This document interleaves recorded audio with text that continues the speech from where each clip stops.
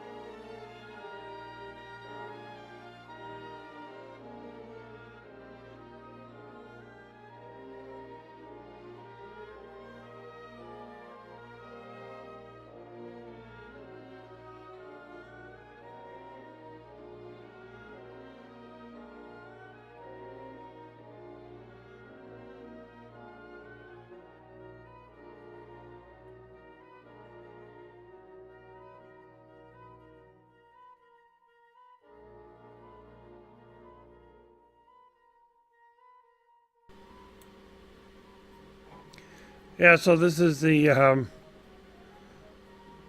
final assembly of the mouse after I replaced the wires, and I used the I used the side of the tip of, I don't know, you don't want to use your tip of your soldering iron to melt plastic unless you don't plan on using it ever again to solder wires.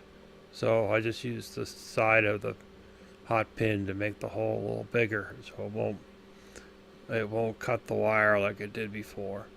Um, but other than that, I mean, this is the mouse all assembled, and yeah, I mean it helps my wrist a lot because I can keep my wrist vertical instead of flat, and prolonged use of that tends to bother the wrist and so forth. So that's that's it.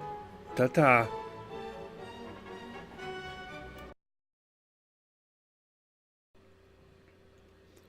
Peaceful enough for all.